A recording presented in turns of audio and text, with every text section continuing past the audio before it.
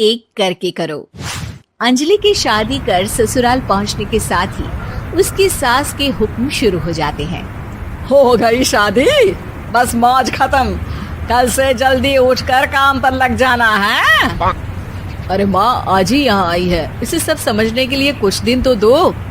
मेरे और बहू के बीच की बात है, तू घर के मामले में ना बोलियो।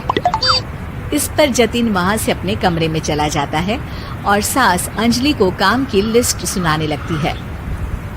सुबह पहले घर की सफाई करनी है, फिर कपड़े धोने हैं, साथ में खाना भी बनाना है।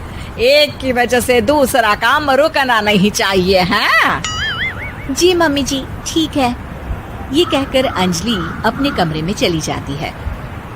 अंजलि, मम्मी हमेशा बोलती थी बहू आएगी तो उनका काम हल्का होगा, पर मुझे नहीं पता था कि वो काम हल्का करने की जगह टाल ही देंगी। कुछ नहीं होता, ये सब मैं अपने घर में भी तो करती थी, मुझे आदत है, कोई दिक्कत नहीं होगी। ठीक है, पर अगर कुछ हो तो बता देना।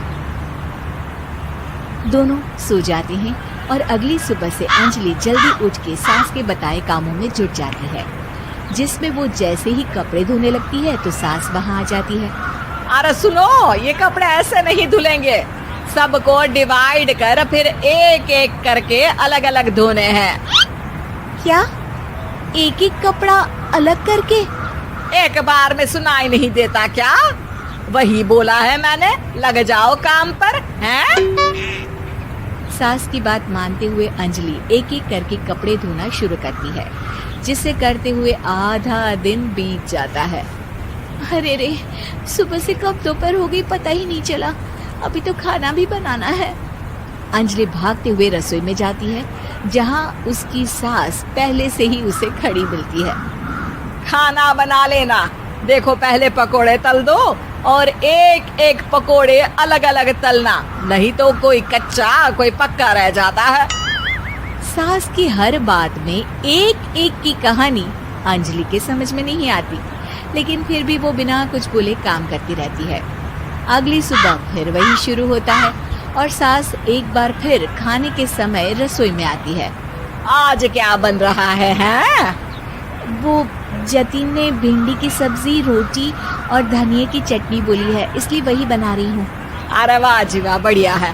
पर भिंडी एक एक करके धोना, फिर टोवेल से पोंछकर एक एक करके ही काटना, साथ ही धनिया की पत्ती भी एक एक करके ही धोना। अरे पर मम्मी जी। अरे क्या पर? सफाई का ध्यान रखना आता भी है या नहीं है? मैं ये सब सबकी हेल्थ के लिए ही तो कर रही हूँ ना, और तुम अर पर करती रहती हो हैं? सास की बातें सुन अंजलि हैरान रह जाती है। मैं तो सिर्फ सोचती थी कि जानबूझकर मेरा काम बढ़ाने के लिए ये सब करती हैं, पर ये तो काम बढ़ाने के साथ परेशान भी करना चाहती हैं। मैंने इनकी कौन सी बहस खोल दी जो इतनी दुश्मनी निकाल रही हैं? अब क्या करूं? अब अंजलि सास की बातों और हरकतों के बीच फंस जाती है। काम के लिए मना भी नहीं कर सकती, नहीं तो जाने कौन सा ड्रामा खड़ा कर दे। पर अंजलि तुझे कुछ तो करना पड़ेगा। इतनी देर में जतिन भी वहां आ जाता है। अरे कौन ड्रामा खड़ा कर रहा है और क्या करना पड़ेगा? जतिन की बात सुन अंजलि सोच में पड़ जाती है। इन्हें सच बताऊं या नहीं?